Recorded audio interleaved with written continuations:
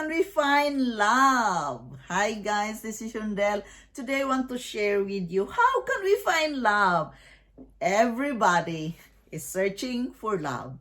Yes, we live in this earth with the law of love. We need love to give us the strength, the power to keep on going in this life journey. It is not easy, but that is a toll we need to go on with our life. How can we find love? It says here, guys, from a smaller perspective, we cannot see everything. But from the total perspective in the universe, know the perfect matches for us. Love is all around us. Guys, it says here, you'll find love when you are not expecting it. You'll find love when you are not looking for it. Or just be there. Be yourself. Love comes unexpectedly. Yes, of course. It always like that. It is unexpected that I fall in love with a Norwegian woman way back 30 years ago. So guys, love is our strength. Love is our life. It is not easy because love is a very wonderful, beautiful feelings. At the same time, it hurts us. It makes us frustrated sometimes. Love is a wonderful feeling but remember, it goes with it the pain, the frustration, and maybe depression. I experience it, and some of you, yes, experience it as well. So therefore, we must use our mind before the heart. Be mindful who you are in love with. Be mindful and be aware why you are in love with this person, why you want this person. So guys, it's all about mindset again. It's all about loving ourselves before you love others. Because I believe love will find you in unexpected moments. You'll find love when you are not looking for it. Just be there and do the best you can. Just stay positive, amazing, attractive person. Love comes when the perfect timing comes, because there is timing in everything. So guys, you can find love. Go to the people or mingle to the people with the same interest as you, with the same hobby as you, with the same mindset as you. This is very important, guys, that you can find a man with you have something in common. Don't seek romance, but partnership. Because if you're seeking for partnership, guys, before the romance, the foundation is very good. Guys, believe me, I'm old enough already. I know what is love. I know what is partnership. And I know how to build a good relationship. Always begins with a good friendship relationship. Because if you are just busy with the romance will come itself. And it is so amazing if you have the good foundation of your love. So guys, begin.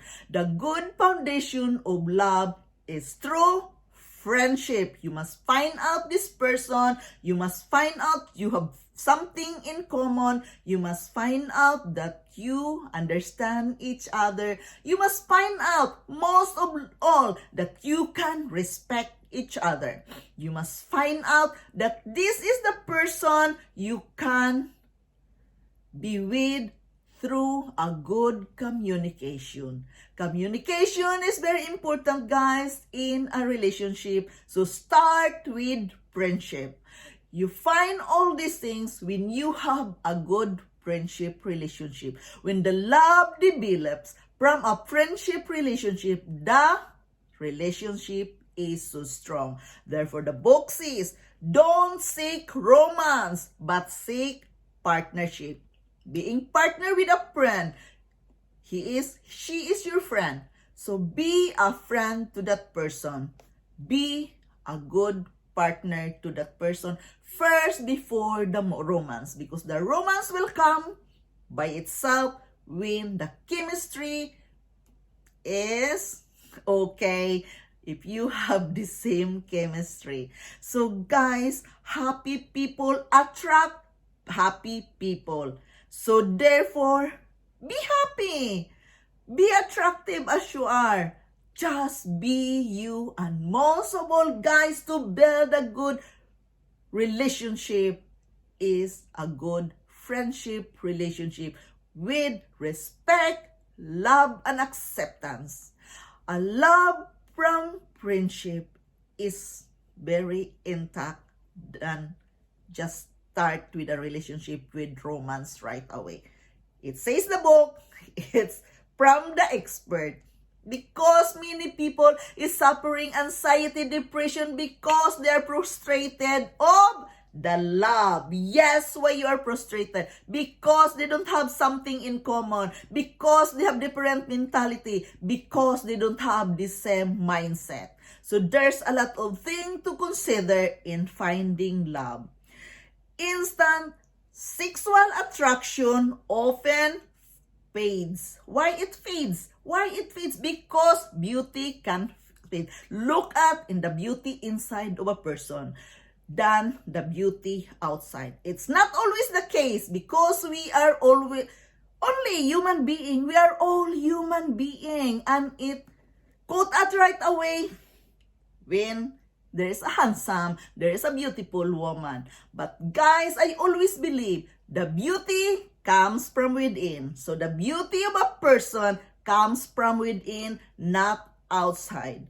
So therefore, the book says, instant sexual attraction, it often lasts forever.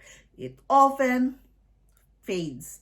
Yes, it fades away because it's not, it is what it is. Of course, not in all cases, but many cases happen like that. Look at the inner side of the person, what you are capable of giving to this person. If you have the same chemistry, if you have the same likes and dislikes, if you have a good friendship communication, this can build us a good partnership relationship that will last forever. Because just jumping into a sexual attraction right away, it is not always, the result is not good. Use your mind before your heart to avoid the heartaches, to avoid the depression, to avoid the frustration of a relationship. I know it is not easy because we are always attracted the handsome, the beautiful ladies, and everything like that. We are human. We have the eyes to see. But guys, in my case, I have my own mistakes too. I have my own weaknesses too. But it's okay. I learn from my mistakes. And most of all, if you want to have a partner, you are looking for love, right? Start always here. It says here, praying. Pray for the right person you want to be. Pray for the right person you want to mingle. Pray for the right person you can live forever. If you really want to get into serious relationship, pray for it. Meditate for it. Again, there is power in meditation and prayer. It says the book, you want to have a good life, you want to have a good relationship, you have the tools to use your mind before your heart.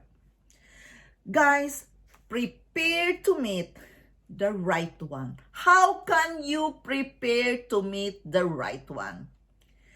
If you are confident you know yourself, you know what you want, then you are looking for that right person as well. It will come again in its perfect divine timing. If you believe in yourself that you are capable of having that beautiful person, of having that a love of your life with which it will last forever.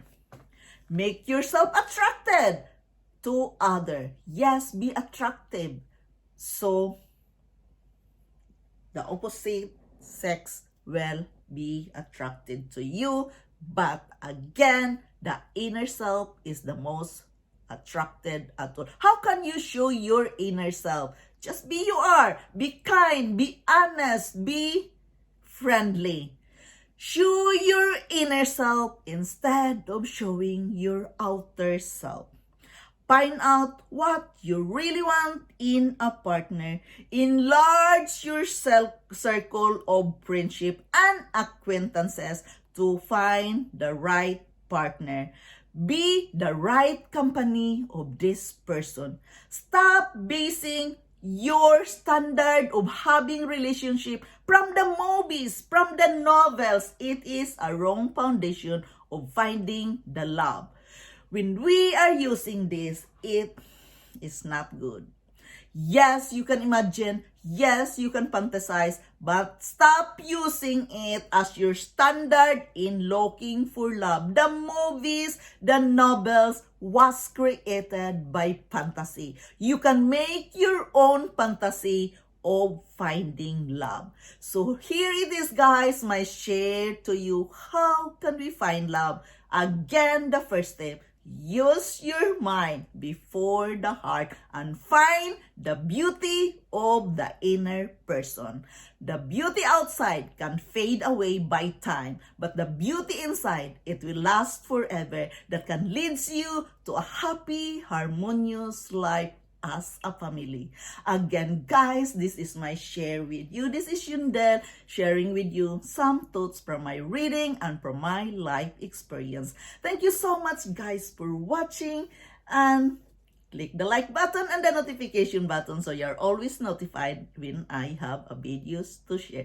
I am forever grateful, guys, for visiting my channel. Thank you so much, and I love you all.